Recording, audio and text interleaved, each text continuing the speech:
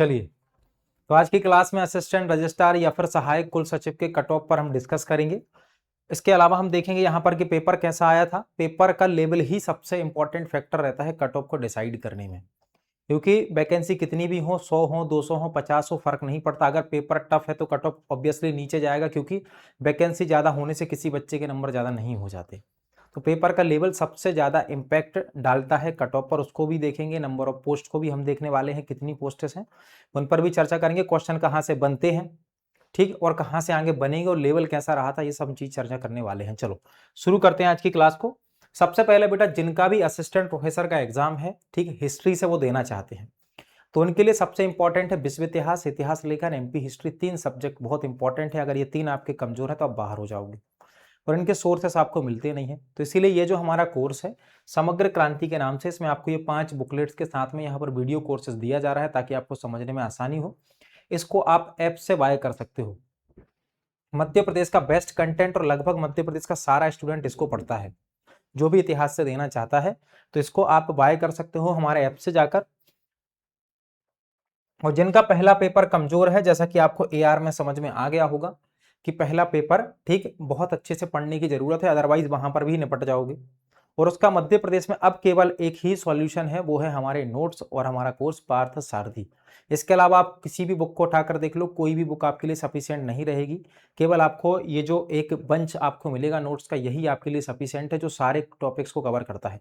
लगभग 40 क्वेश्चन आपके एग्जाम में सीधे पूछे जाते हैं। इसके अलावा 5 से 7 क्वेश्चन या 6 क्वेश्चन ऐसे रहते हैं जो हमने क्लास में आपको बताए हुए हैं। तो 45 क्वेश्चन के आसपास आपको रीच यहाँ से मिलेगी। अगर आप इसको ज्वाइन कर लेते हो तो आप ये मानो कि आप 35 से 37 क्वेश्चन तक पहुंचोगे, जो सब बच्चे वहां नहीं पहुंच पाते। और यार में यही हुआ है, पेपर 1 का लेवल बहुत ज्यादा टफ रहा, जिसकी वजह से बच्चा 30 और 31, 29, 28, 27 तक पहुंच रहा है। कई बच्चे तो फेल भी हो गए हैं। ये कंडीशन ऐसी बनेगी और इसमें 20 क्वेश्चन करना कंपलसरी है। तो ये आपके लिए बहुत बड़ी चुनौती होने वाला है, खास करके जिनका बैकग्राउंड एमपीपीएससी नहीं होता है उनके लिए चुनौती है। और एमपीपीएससी वालों के लिए भी चुनौती है, क्योंकि वो आज तक जो पढ़ के आ रहा है ना, उससे अब हटके पेपर जाने लगा है। अपडेट करो अपने आप को, या फिर बाबा आदम के जमाने में रहोगे तो बाबा आदम वाले नंबर ही आपको मिलने वाले हैं। चलो अब बात करते हैं, हम इसकी कट ऑफ की बात करेंगे। 2 क्वेश्चन हमारे सामने आते हैं, पेपर का लेवल कैसा था और कट ऑफ क्या जाएगा। अगर हम पेपर के लेवल की बात करें तो सबसे पहले हम दोनों पेपर को अलग करते हैं। तो पहले पेपर की बात करो तो पहला पेपर सीधे तौर पर कठिन था। कैसा था? अगर हम बात करें सीधे तौर पर पहले पेपर की, तो पहला पेपर बेटा कठिन था। कठिन इसलिए था कि कितने भी अच्छे स्टूडेंट हो आप, एमपीजीएस में 35 से प्लस आप नहीं कर पाए। ठीक है, 35 से ज्यादा कोई नहीं जा रहा है। सब जितने स्टूडेंटों से बात हुई सब 30, 31, 29, 28, 27 ऐसे डले हुए हैं।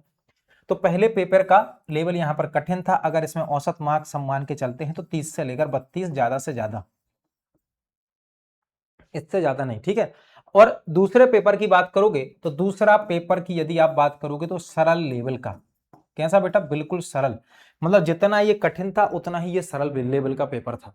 इसमें बच्चों ने 99 अटेम्प्ट किए, 100 अटेम्प्ट किए, 90 सही कर दिए हैं, किसी ने 85 सही कर दिए हैं। तो इस हिसाब से, तो अगर आप इसका एवरेज निकालोगे कि मिनिमम कितने क्वेश्चन, मतलब बच्चे ने कम से कम पढ़ने वाले बच्चे जो पढ़ रहे थे उनने कितने सही किए होंगे, उनके आपको 75 से 80 के बीच में यहां पर क्वेश्चन आपको देखने को मिलेंगे कि सही बच रहे हैं काट पीट के। तो यदि हम इन दोनों का एवरेज मिलाकर देखते हैं तो कितना बन जाता है, ये हमको मिलता है 105 से लेकर 110 के बीच में।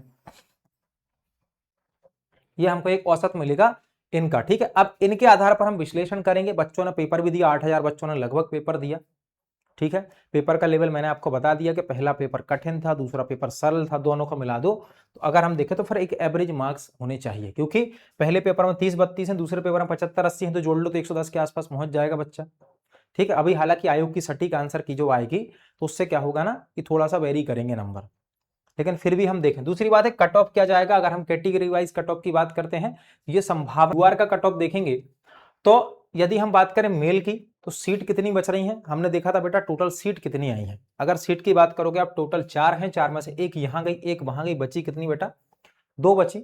2 सीटों पे आप कट ऑफ की बात कर लोगे, 2 सीटों पर कट ऑफ आपका जाएगा मिनिमम 106, मैक्सिमम 110। क्यों जाएगा सर? क्योंकि बेटा वहां पर बच्चे ने अगर 30 किए हैं और वहां पर उसने 75 के आसपास भी किए हैं तो वो 107 पहुंच गया। अगर बच्चे ने 32 किए हैं और यहां पर इसने 73 किए हैं तो भी वो 105 पहुंच रहा है। ठीक, मान लो किसी बच्चे के यहां पर 38 हो गए, क्योंकि रहते हैं ऐसे बहुत बच्चे, और यहां पर उसने 70 भी किए हैं तो भी वो 108 पहुंच गया। और केवल कितने कैंडिडेट जाएंगे? अगर यूआर कैटेगरी से आप देखो 2 सीट है, 2 के मिला लो 8 जाएंगे।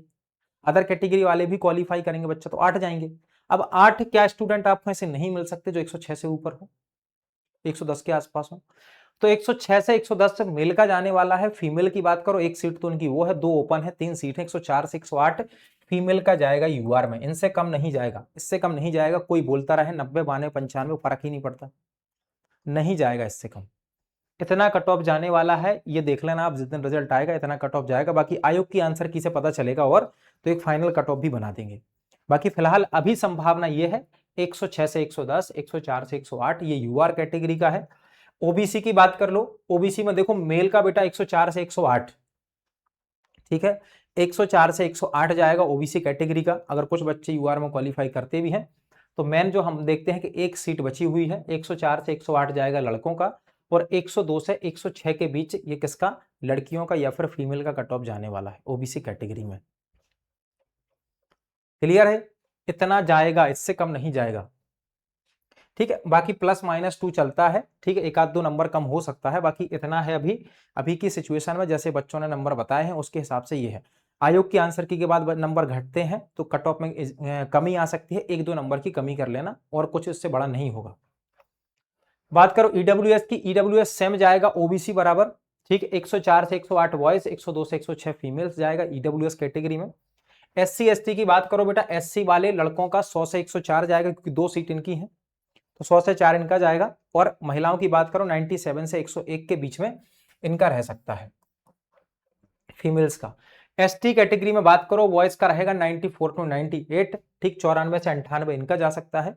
और महिलाओं की बात करो तो 88 टू 92 इनका जा सकता है। अब मैंने आपको ये जितने भी कट ऑफ बताए हैं इनके सबसे इंपॉर्टेंट है, इनमें ठीक +-2 हो सकता है, ये चीज भी याद रखना, क्योंकि क्या है ना कि सीटों के हिसाब से और आयोग की आंसर की के हिसाब से ही तय होगा कि कट ऑफ कितना जाएगा। क्लियर है? तो ये यहां से तय होगा। अब सबसे बड़ी बात यह है बेटा कि जिन भी बच्चों का पेपर 1 कमजोर है और उनको असिस्टेंट प्रोफेसर देना है वो इसको पढ़ो। रात में 9 PM पर एक फ्री क्लास चलती है, ठीक है, उसको देखा करो सब लोग, क्योंकि उस क्लास की वैल्यू बच्चों को बाद में समझ में आती है जब एग्जाम हो जाता है। तो 9 PM पर एमपीजीएस की क्लास चलती है, उसको देखो, और ये वाले नोट्स बाय कर लो, क्योंकि समय ज्यादा नहीं है। जिनका 12 जुलाई को है, कम से कम वो एक बार इसको पढ़ पाओ, ये बहुत जरूरी है, क्योंकि वहां पर आपको एक एक दो क्वेश्चंस के भी लाले पड़ेंगे। बहुत टफ पेपर अगर आ गया तो आप वहां से क्वालिफाई भी नहीं हो पाओगे, और क्वालिफाई नहीं हो रहा तो सब्जेक्ट में 150 में से 120 भी कर दोगे ना तो फर्क ही नहीं पड़ेगा। इसलिए सबसे इंपॉर्टेंट है कि पढ़ाई करो उस हिसाब से, ठीक है।